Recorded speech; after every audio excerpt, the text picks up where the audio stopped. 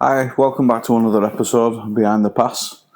Racking up these episodes now. I know, we're actually getting better at us making time. Yeah. No editing as well because we don't know how to edit. Yeah, so sorry about that. Yeah, so if you get fed up of us rambling, it's because... Just show us how to edit, just come and help. Yeah. Fucking help us. You've had a lot of questions again. More questions, it's good. Yeah. People really getting involved, so I like it. Yeah. One of them was, what's the biggest lie in the food world? Fucking hell. Biggest lie? Yeah. I'm trying to think of, like, in the food world, as in our industry, what do they tell us that when you start out, you don't, like, looking out, like the outside looking in. What do we... My answer to that would be, I think the biggest lie personally is supermarket meat. Yeah. I think naturally when people... So let's say there's butcher's counter in a supermarket. When you look at the meat there, it's bright red. Yeah. And I get it because that's what your eye wants to see. It's freshness. It's peak. Where actually... The minimum law in this country, I think, is beef to be hung for 16 days. I think it's low, is that 16 days, isn't it? I don't know. Don't quote me on what the law is, but I think the minimum is around 16 days. Now, if you cut into a meat that's been hung for such a short amount of time, it looks bright red. Now, it looks good to eye, but when you cook that meat, it toughens up because the proteins are still dense. Yeah. So I think the biggest lie is when you look at a butcher's counter and you see your meat bright red and it's only been hung for such a short amount of time, then you're actually getting a shit product. Yeah. Like you want to be looking at like 32 days onwards. Minimum 28. Yeah. Minimum. That's what you want to do. And I just think, yeah, that's a lie. Went on that with fish counter. Don't ever buy fish off a counter when it's got parsley butter stuffed on and then wrapped. Yeah. There's a reason why they put parsley butter on it. Yeah. Or lemon butter is to mask that smell. Yeah. That fish was not fresh. Don't buy that shit. Buy fresh fish. It doesn't need butter on it to make it not smell. I wouldn't even go to supermarkets anymore to buy it. I don't think people buy enough of it to turn over. To turn over quality produce. Yeah. I think if you go to your fishmonger down at local market, yeah, go for it. Yeah. Or, honestly, people will hate me for saying this, buy frozen. Yeah. I think the technology they've got these days to catch and freeze fresh fish, I think has excelled. Yeah, they do it at sea, don't they? Yeah. So I think you do get a good product in some frozen fish. Yeah, obviously definitely. Fresh fish is always better, but when you work in a restaurant, you know where it's coming from, you know how you're getting it, and you know what to look for. Whereas if you don't work in kitchens, I just think it's the safest, best for your fresh option.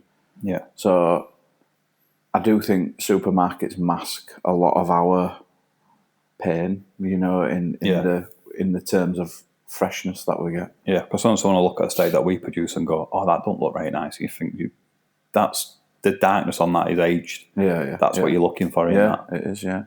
And people, the thing as well, even with your fruit and veg, when someone sees a watermelon that's got a bruising outside of it, and they go, "Oh, I'm eating that's bruised." That's not. Yeah. That's going to be really sweet. That's going to be really nice. It's been laid on the floor. That's going to be fine. That's nice. That mark is the sitting spot, isn't it? Which where it sits on the floor. And people just think, "Oh, it's bruised. Can't be very nice. I want a perfect looking one. Want one of them square ones that you get in China." No. Yeah. We want better things. We know what to look for. And the biggest lie in the food world: supermarkets. Yeah. They sell shit products and pass it off. Yeah, I think so. Yeah. Even chicken breasts. When you get chicken breasts, we've harped on about this for years. Then battery chickens. Yeah. Stop buying battery chickens and buy a whole chicken and do it properly. That's honestly, and I know people might laugh at me. If there were one thing I'd love to retire doing, it would be a chicken farmer. Yeah. So there's this one type of chicken you get in France, proper looked after. When you buy it, it comes with a head on. I can't actually remember. I think have I discussed this before? We might have been over this. Yeah. Well, if I have, I'll be fast. You know, I would love for them all to be free range. You know, get the perfect food. Best life for a chicken, basically. Not the UK standard of free range. It's got to have seen grass in its life. Yeah. For a little fucking letterbox. Before it hits your dinner table. Yeah. But that's what I want to do. It'd probably be costly, but I don't if it know. turned over enough That to is make one it thing I working. would love to do, be a chicken farmer. I'm not asked about chickens, but I like eating. What is one thing that you would never tell your team? Well, I'm pretty open and honest. So in positions where I've been in control of a kitchen, like let's say the head chef's been off, I am very open and I will tell people I'm in the shit. Or, you know, so I would never hide anything from a team. I would always be open. Even when like I'm on the pass and I feel like I'm sinking or I'm in a difficult situation, I will turn around and say, I'm in a difficult spot here. I'm not saying I want people to just jump in or help. I want people to understand that this is difficult. We need to band together. You know, so some chefs obviously stand there pretty tall and proud and battle through it, where I always use it as a coaching method. See, I always have the method of they shouldn't be worried unless they see me worried. So I try not to show any worry. Like something could be going south, and I just won't have any like emotion to it. I'll just get through it and do it, thinking if they see me going down, they're going to go down, and I don't ever want them to see that because I've never been in a situation where I thought I'm fully sinking here, like I can't get out. I've had a few. It's been close, but I always think I can only cook until I've run out of food. So I'll cook until I've run out of everything, and then I can't do any more than that. But I like turning around in end and saying, "Look, that was shit hard. That was really hard. Yeah, it was hard. I think, you know, I didn't think I was going to get out of that, you know, the service, and I do think a positive sort of spin on that, like, oh, next time I think we should do this. Next time, like a bit of a debrief. Hindsight, I mean, it's rare I've seen a kitchen debrief ever. I've had on extreme days where you go, like we've had a Christmas day that's been massively busy and we've had a lot of pressure on it, and just telling the team, you know, you've done really well there. I think if you tell the team every night you've had a good service there, then it dilutes it. It's got to be when we've had backs against the wall, we've had a really good day, and we've nailed it. And no matter if we've had an issue or complaint, whatever it is, if we've nailed it and smashed it out of the park, we need to be recognised for that. And I think that's where it's like we don't normally do it at work where there's never a beer after service. We go away and we go to the pub and we'll go for a beer together. Yeah. And that's my way of saying to him, you know, we've had a good night. Yeah. But the owner came in the other day and he was like, he'd come in for dinner and he'd seen that we've been getting battered, and straight away he just rung me and just said, look, make sure you guys get a beer tonight because that's been, you know, I can't even explain to you how amazing this atmosphere is in here tonight. You should be proud. And that makes it feel nice. And it's beers for the guys is just a nice little token of appreciation. Yeah. But so to answer your question, I'm like glass, transparent, don't hide anything. I'm more, I keep mine cards close to my chest. I don't like them to see the stress side of stuff. Like if I was worried about, for example, staffing issues or if we've got financial issues or something like that, that's not their burden to carry. So I try and mask the stress of that. Yeah, but when you say that, it's not their burden to carry. I think that they should be focusing on the things I need them to. Like, I know if it was like a hygiene or an issue with quality or an issue with the actual service or things like that, yeah, that's got to be open. But I don't want them to think, I'm in shit for staff now. And I get that. Yeah. But I've spent most of my career being told what to do. Yeah. And what that takes away is the emphasis on learning about other things. So when you teach somebody, years ago, you teach somebody to be a commie. Now, and then they get promoted to chef de partie, then you teach somebody to be a chef de partie. Now, me personally, my mentoring style shifted one above. So when somebody's a commie and I know they're a good commie, I teach them to be a chef de partie. Then they move into the role. They're already good to go. Yeah. And that's why I keep myself open and transparent, because these people now need to know what they're getting themselves into. Like, there are going to be tough times. Like, and when they see me going through a difficult situation, you know, I don't really know how to explain. I don't want them getting to an head chef position And never been in shit, and then going, well, nobody fucking told me about this. Nobody told me about staffing issues. Yeah. Nobody told me about how to cover a kitchen when you've got holidays. And that's what I want to expose. Like, I don't want these people getting to a point where they've never been taught it. Yeah. I feel as if people would run away if they knew the real stress of it. You'd be like, right, I'm going to lose more now. Well, no, not in terms of that. Like, you know, if I've worked with somebody who were a chef de partie and then they, I don't know, 5 years down the line, a head chef. Oh, hang on a minute, I've been prepped for this.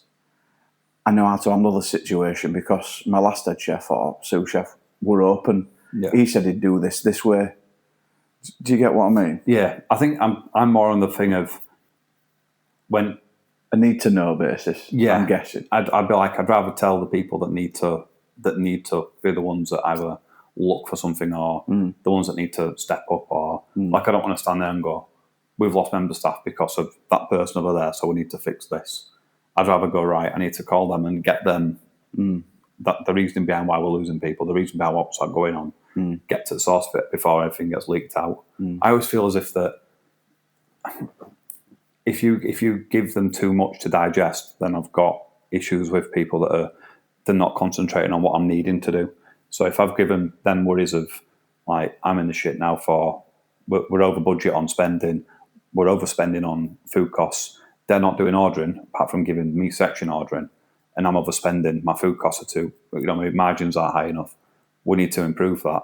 That's not on them, that's on me to then go, right, you need to be better with your ordering. But I don't need them to go, I'm going to stop ordering things because he said don't order it, so I'm going to run out of this, I'm going to run out of that. Yeah. I don't want to overthink it. I just want them to go, obviously I'm not going to hide everything from them. I just want them to know the relevant stuff.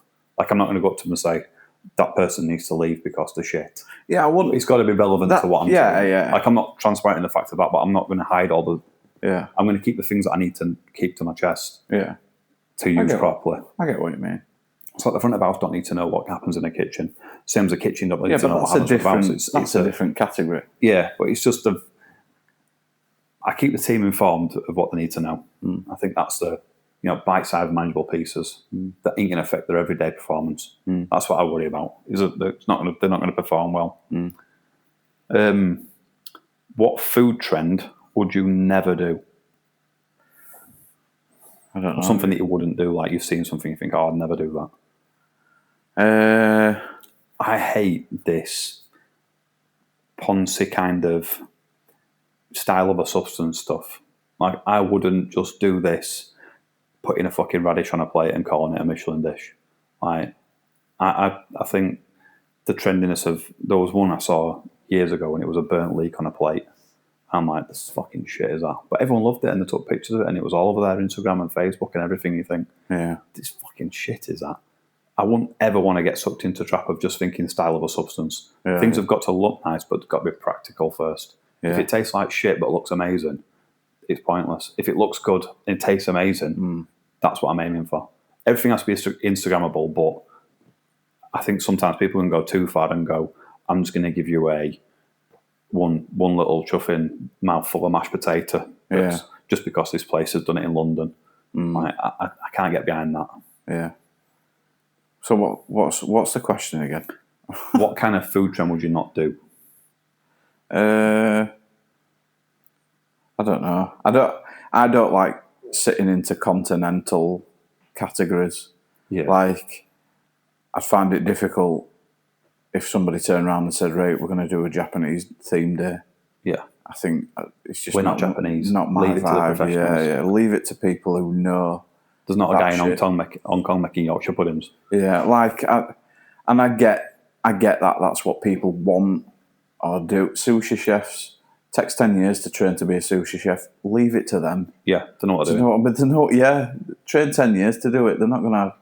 You know what I mean? I want this kid from Truffle, England, to come over here and start. Basically, stay in your fucking lane. Yeah, that's Do you know that's what I the mean? best way of doing it. I'd prefer someone to just stick to what they're good at and do it properly, rather than faff about going, we're going to do an Italian theme night tonight and just buy pasta and you think just Italian, yeah. Like I've done a lot of pasta, but I mean, when I say stay in your lane, specific like sushi, for example, do you know what I mean?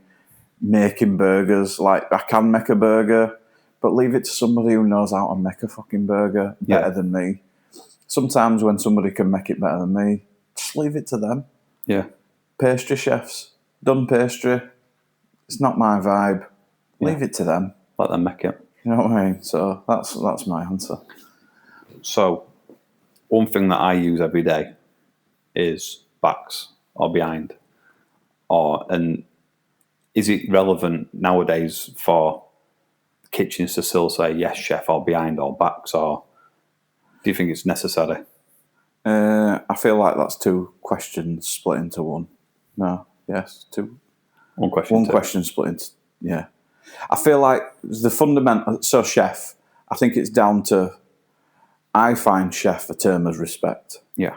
So I still see people now and I call them chef, if they'd be my head chef. Yeah. I think it's a term of respect, a term of mentoring, and they've earned that title. So regardless, I think a chef, any higher rank than you, no, hang on. I think the highest in the kitchen should be called chef, unless they turn around and say, I don't want to be called chef. Yeah. I want to be called such and such. Because they've earned that right. Yeah. I never make anyone say chef. Like, I never turn around and say, I'm not answering unless you're called chef. Like, I answer to chef. I answer to Dan. Like, it's a thing of, in the moment, there might not just, people either remember one or the other. And I've been called much worse by much worse. So it's never been a stickler for me where I'm like, I don't mind it either way. You call me or don't call me, I don't mind. I think if the head chef or the executive chef's away, I think the next person in command, they should be called chef at the time. I think if both of those people are in, I don't think they should both be called chef. No. I think it goes back to the higher rank. So it's, in terms of backs, I think it should always be a staple. I think it's important. Like the amount of times it's saving people from getting either. The kitchen I work in is very intricate walkways and stuff like that. There's not a lot of space. So you've got someone that's a bit larger walking, and there's someone that's walking past, a waitress that's walking past you. They've got plates in hand. You might not see them. Yeah. You don't shout behind. They turn around. We've got, problems. Yeah, I do think it's legit. I've seen it too many times where they've walked into each other and you think, well, wouldn't you just need to speak? Yeah. Like, I'll walk behind someone and I'll say out of nature. I do it when I go out shopping. Yeah. Behind, just walk past someone. Backs. Just so I don't turn around backs. Just so you don't. Backs. Like, I don't want them turning around and like being right in my face and me knocking them over or something like that. I don't want that. And plus, I think when you're in a kitchen, you move. I feel like it's like a flow of water. It's a dance. Like it is. So unless you know that person who you're working with, let's say if there's two people on sauce and you know that person and how they move, I do think you need to say backs until the point where you just don't need to say it anymore. Yeah, I've worked with some people where you can just, you know what they do, they know the next move, you know what part of the dance that they're doing, so you know what you need to do. Yeah. But I do think it's necessary. People don't get hurt then. Also, worst thing is smell in a kitchen. Fat trap. Yeah. There's been some questionable cheeses, but yeah. So about 10 years ago, Yorkshire Water basically turned, I think it were all the water companies, basically said, we don't like you putting shit down your drains anymore. So then we had to buy these systems called fat traps. So before, when you put something down the sink, it basically takes all the fat out of the system, and then the water goes down the drain to normal water flow, and we're left with all the fat. Yeah, fats are lighter, so they go with the flow. Yeah. So that gets binned in a regular, however people recycle it. But these machines need to be cleaned. So 5-day-old fat absolutely fucking stinks. Yeah, it's at room temperature. Yes. And it's just everything that's gone down there, grease, fats, all that shit that's coagulated and set, it's rancid. And off fish. Oh God, That's up there. When you open up a bag and you didn't expect it. Oh my God. And chicken as well. To be fair, anything that's like rancid like that stinks. Once you smelt it once, you never want to smell that again. No. But yeah, I think there were what's that cheese that we had in from France with maggots? Do you remember where you keep the turnip until maggots die? Yeah. I can't remember what it's called now. No, I know what you mean. But that I've worked with that before. It's banned. We had it before. Yeah. We had it on Stinking bishop as well. Yeah, that's banned. Is it banned? Yeah. Because they're not allowed. I think it's only banned because of the transportation. They can't transport it with anything because it taints everything that's in that van. Well, that's the thing about that. So the rule of the kitchen is cover your stuff because cheeses need to be covered. Yeah. Because the they'll literally everything will take that smell on. Yeah. So any kind of neutral stuff in your fridge, it'll take on the smell of it. Mm. So that's why we need to always have airtight containers and everything needs to be cling filmed. Yeah. Tupperwares. Tupperware parties. What's one thing that can always go wrong? That always goes wrong in a rush. If you're rushing around, what's going to happen? Quality. Yeah. Can't sacrifice it.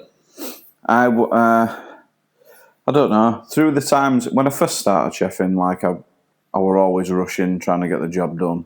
Where actually nowadays, I'm not that bothered about rushing anymore. I'd rather the quality stay as it is. I'd rather slow service down, ask front of house to slow service down, regardless of how busy I am, just so the quality doesn't suffer. I think things get missed easier. Yeah. So you forget to put a garnish on. That then comes back to quality because then you go have to rush that because the rest of it's going to overcook. Yeah. Or sauce ain't quite ready yet. Or the other section hasn't brought their stuff up because they're a check behind. Starters haven't gone for a table yet because they're getting snowed under and they've started trying to rush things and they've missed a check. So I would never rush anymore. No. I mean, I'd obviously get a bit chippy like and move about a little bit quicker, but I would never go full rush mode, flinging food out left, right and centre. I would always stay calculated. It's not that kind of environment that you want to be in. When you start doing food like that and you're not proud of anything you send, then there's places that do that fair play to them, they make money. But for me... It serves a purpose. Exactly, yeah. Everything's got a purpose. They can do 1,000 covers an hour because they're kitted out for that. If I had to do 1,000 covers an hour, I think I'd die. Yeah. It's not. I do look at places, and think, fuck, how, like Wagamama's, for example. I'm not out in places. You know, I do like Wagamama's, and I found out that it's not as healthy as you think. But I do think it's majority, quite healthy. Well, look at something like Subway now. Yeah. The open packets put in a tub. It's all bought in frozen pre-packet stuff. Cucumbers are sliced already for them. They're not. They're not? No. I was got told by people that work there they're all pre-sliced. Who's cutting his cucumbers? Who's got time to cut a cucumber there? But, like Wagamama's, like, they're all pretty cool and calm behind them. But they're feeding hundreds of people a day. Yeah. And I just think, like, it must be a slog. Yeah. And that's when my cogs get turning, thinking, how do you do service? I'd like to do a day in random places and just to try it. Yeah. And go, how are you getting through that without killing someone? Yeah, having a mental breakdown. Yeah, exactly, yeah. I can Toby Carvery's be smashing that many. I can tell you about Toby's on that. So, done that before. That's not, they're not nice. They're not nice. Behind the scenes in them places, not about that life. What's your next one? Do chefs, or should they, eat in the service? No. You should never eat. I don't think chefs eat the taste. So, tasting, you should always try your food. Always test. eating, cardinal sin, don't do it in service. Yeah. Do it outside before or after, and sit. Just try and make 5 minutes to sit and eat. There's a chef that I know. He's no longer a chef. He's now moved on to another. He's still within the industry, but it's not hands-on chefing. Yeah. He's from relentless years in the kitchen of stood eating rather than sitting down. He's eating out of the old thing of getting a pan of food and you'd literally eat it out of a pan because he ain't got time. Yeah. He spent his career doing it like that. I don't sit down to eat. Yeah. I stand up and eat all my meals pretty much. Yeah. And it's something to do with the esophagus. It doesn't contract anymore because it's using gravity to pull the food. Yeah. So it doesn't pull food down anymore. So there's 20 points that it's supposed to go down. Yeah. They did a test on his esophagus and one of them was working. Oh, right. So now he forgot how to eat food. His body couldn't eat food. Wow. So he just doesn't know how to take food down, so he just chokes on stuff now. Yeah. Fucking hell. Jokes. Just chokes on everything. Come out with some shit, yo. No, but it's a thing of that they've literally told him, this is what you've got and this is why it's happened. People are listening to this now thinking, what the fuck are you on about? And the importance of eating properly and sitting down to eat. We don't get a chance to eat. I can literally have my breakfast when I get home from work at 11 o'clock at night. I don't eat all day. So this is how I think it should work. I think there should be 3 times to eat through the day for customers. I think it should be breakfast and then a break in service, lunch, then a big break in service, and then dinner. And I think as chefs, they should all sit down together at some point and eat no food. Like, obviously, I've worked in hotels where it's 24-hour food.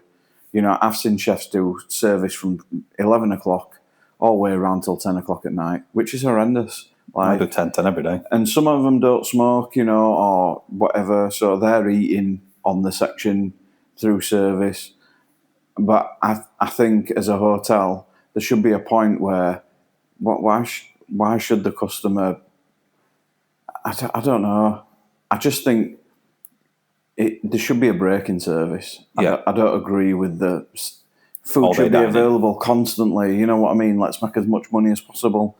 I think it dilutes the excitement of a service. You know, a bit like when you go on holiday. Yeah. To an all-inclusive holiday or whatever. I know different restaurants are open at different times of day.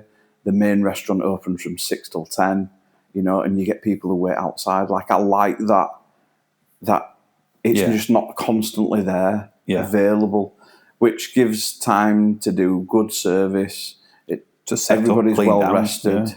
Everything's clean. So, no, I don't agree with eating through service. No. I don't agree with even taking a shit or a piss through service. I think between 6 and 10 o'clock, your focus You're a big boy, you can handle 4 hours. Yeah. That's what I've got the same mentality of going, you're a big boy, you can do 4 hours. Yeah. And you can do 3 hours for lunch, you can do 4 hours.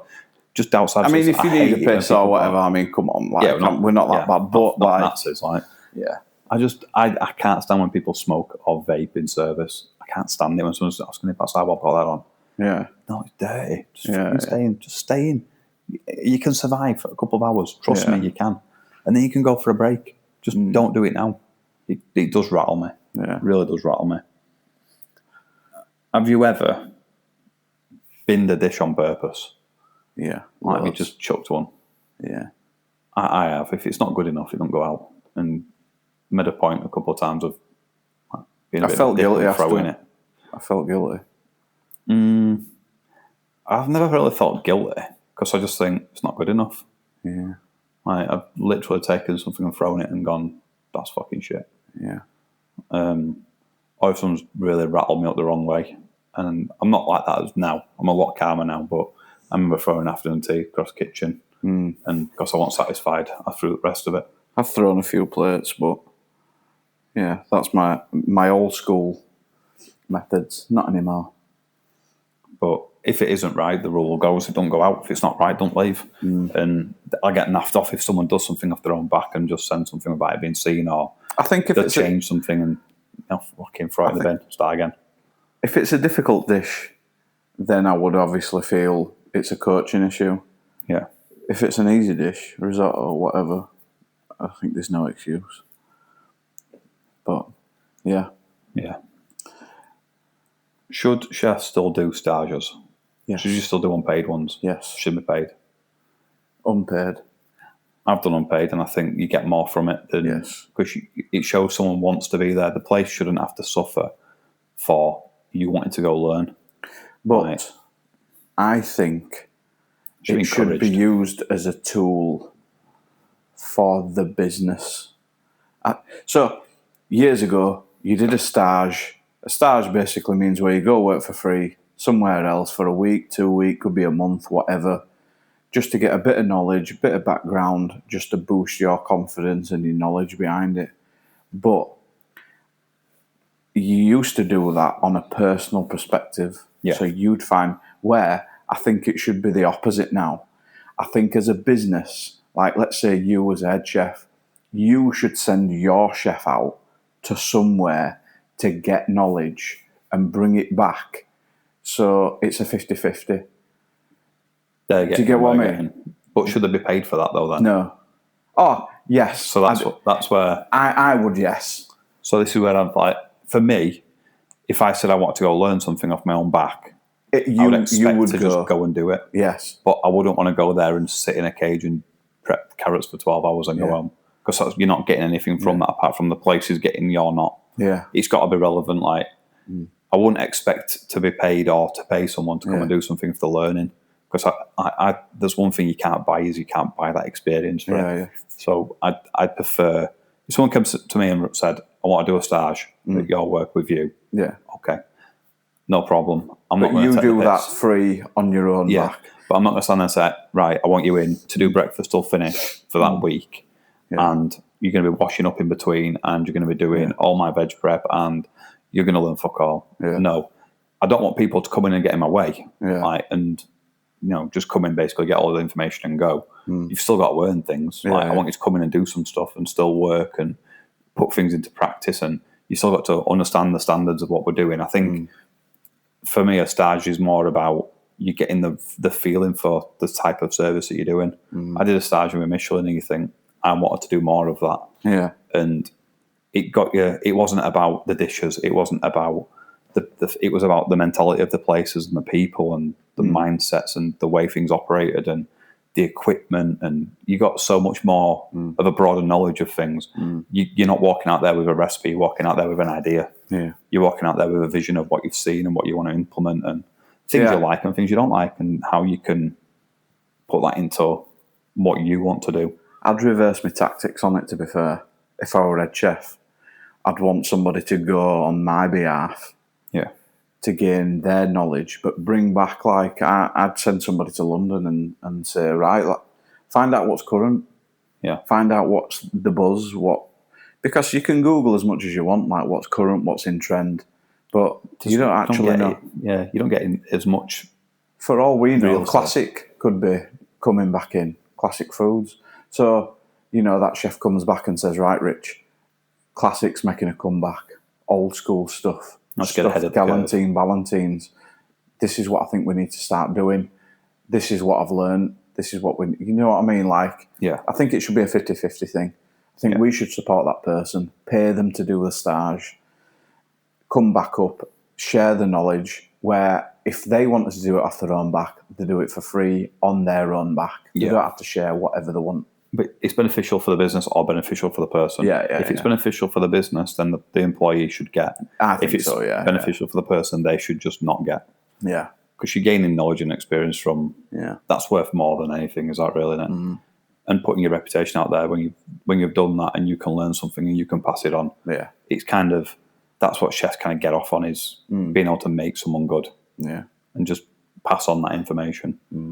Rather than people not pass stuff on. Like, you don't give things away for free, but you once someone's kind of earned the stripes with you, and you go, I'll show them a few things because they're worth showing. They've got a bit about them where they can show them a few things. What else you got? Is culinary school worth it? No. Well, funny you should say, I had a conversation with my mum last night, actually, and it got onto about culinary school and about one of the old lecturers ringing her because I made the decision that I was bored at college, that you fucking got to go in and do 1 day a week and do level 3. And when I requested it, oh no, Dan can't do that. So I kicked off. I proper booted off. And he said, if you leave college, you're not coming back. and you'll get fuck all and you'll do fuck all with your life. You'll never make it as a chef. Wow. And how many podcasts has he got? None. And I've got one. So my theory, to answer the question, I think if it's a high-level culinary school, like the London Royal Culinary of Arts or the place in Switzerland, or The Institute do of... you know what I mean? Like if it's a high-level cookery school, like the American one, I think yes, absolutely, 100%. Amazing, looks good on your CV, and then it's a good footfall into the industry. To open you up to fine dining. I think as a regular college degree, absolutely not.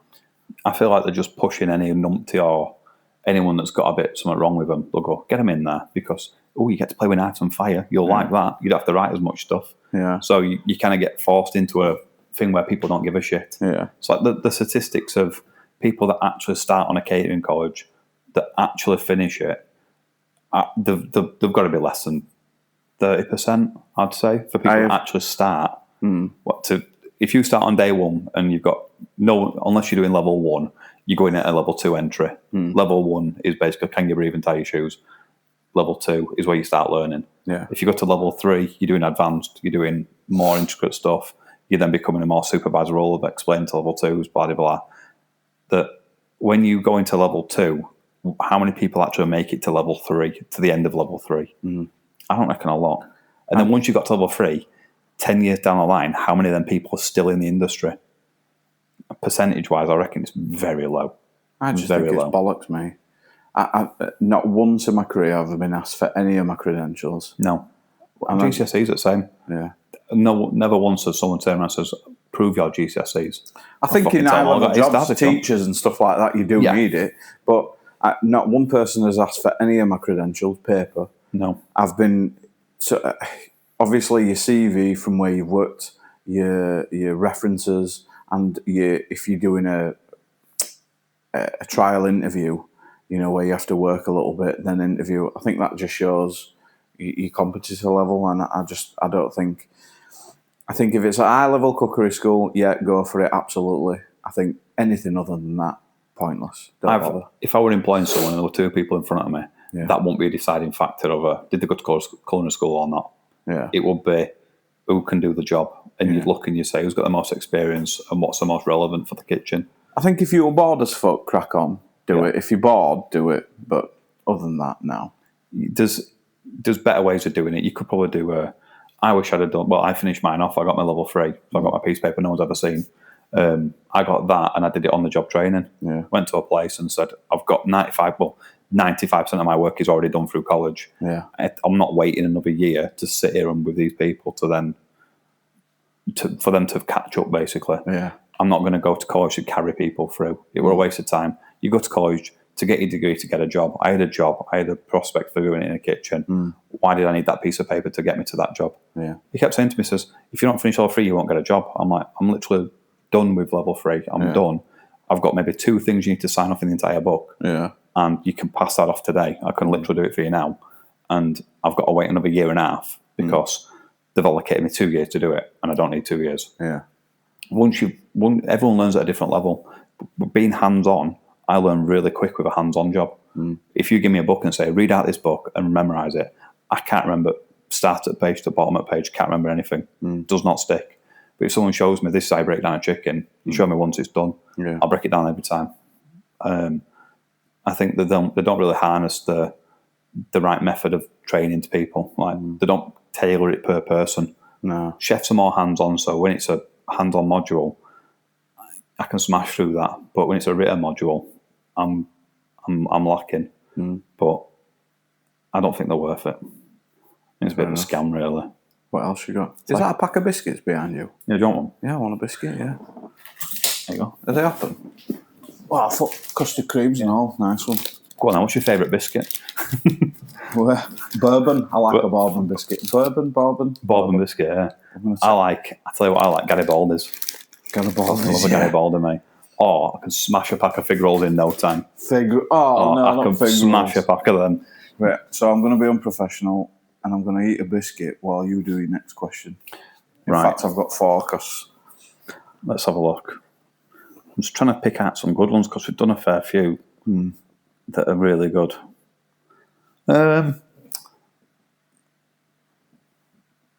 I'm not on any of the social media stuff, right? So you can answer this one. Yeah. Has TikTok changed the kitchen? No. Fantastic. Move on. No, I'm not on any of this stuff. It don't appeal to me.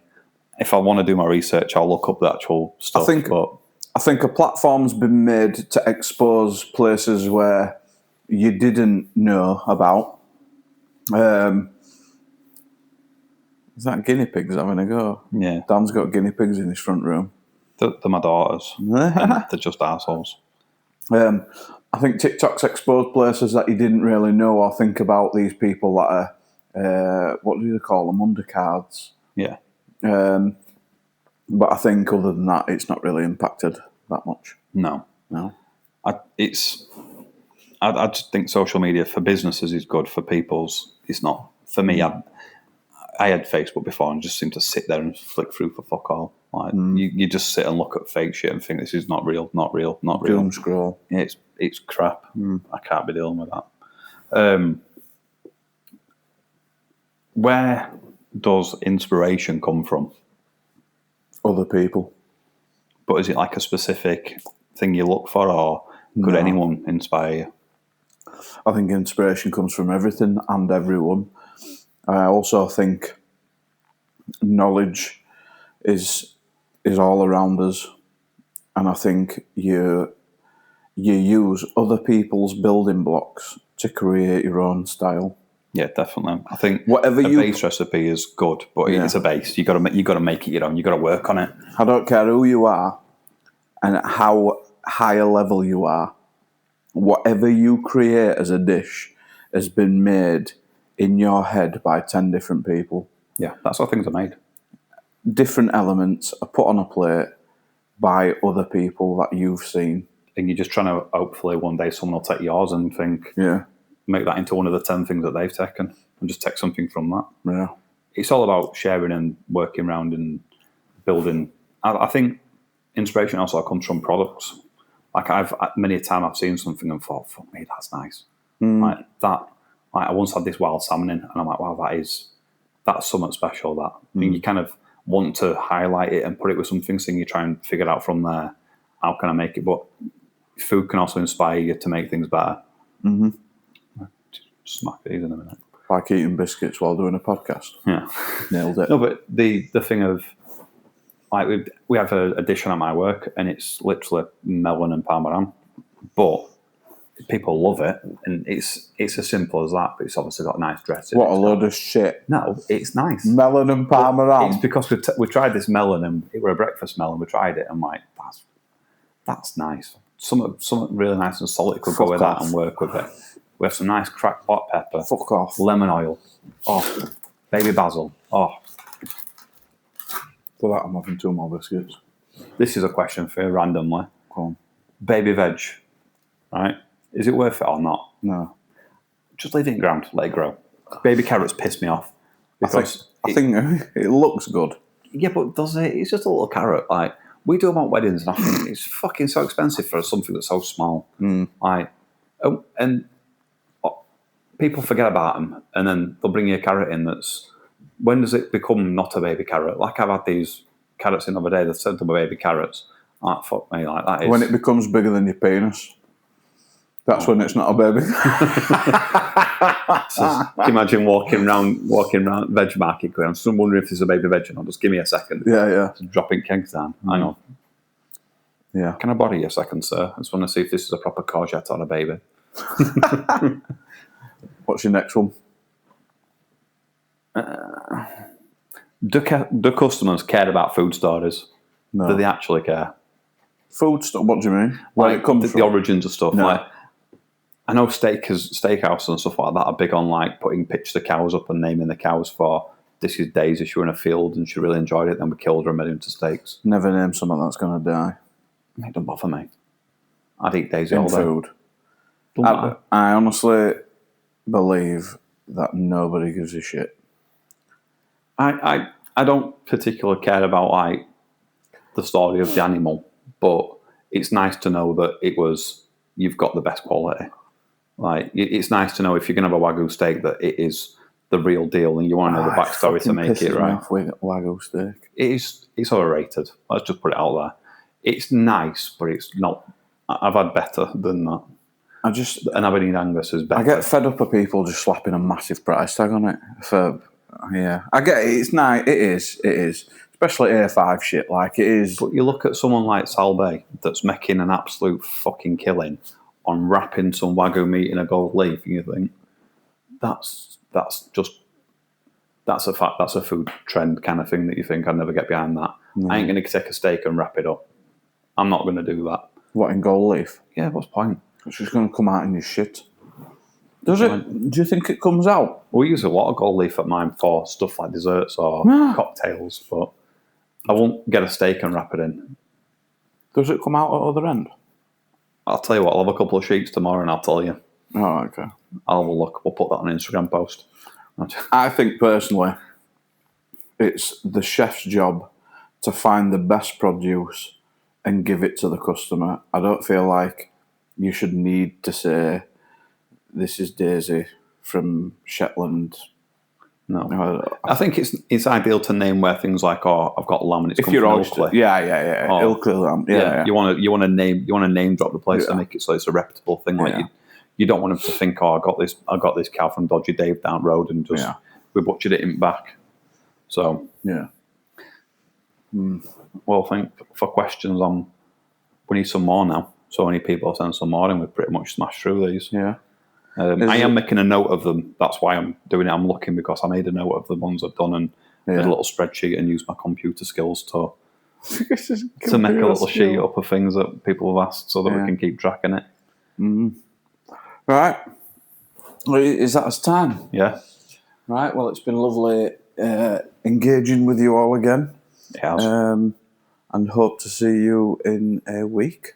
Please give us some more questions. Yeah. And anything like that. And if anyone wants to get involved in potentially... And if you want us to do other stuff like than answering questions all day, we're up for everything. We really want to get into YouTube and visit different things and markets and things like that. We don't really know how to do it because we're a bit thick and all we can do is chef. We can learn. And record ourselves talking. I tell you what would be nice. Which took 3 episodes to get. Yeah, fucking hell. If you've got past the first 3, thank you. Yeah. Stuck with us. I can all put a why not first 3 episodes and say, it does get better. Oh, God. It will be nice for us to actually do a little bit of meeting up with some people. And we do. Going out and looking at some kitchens and giving real life experience. Because this isn't just for chefs, it's for everyone. And I know we're off topic here and we're going a bit of a time, but I got asked the question the other day. What?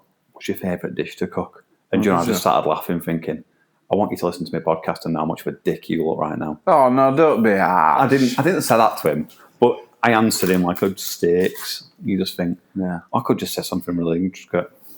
Like, I really like making croquembouches or something like that, just to see what he does. Or, I like doing like deconstructed cheesecakes. See what it says. Yeah. Just say I like wrapping in crepe yet. Yeah, I like to do formal Eton messes, where it's a deconstructed version of an Eton mess. And you put it together in a manageable fashion. I hate deconstructing. Yeah. Anyway. Right, that's the time. Yeah. Love you all. Bye. See you soon.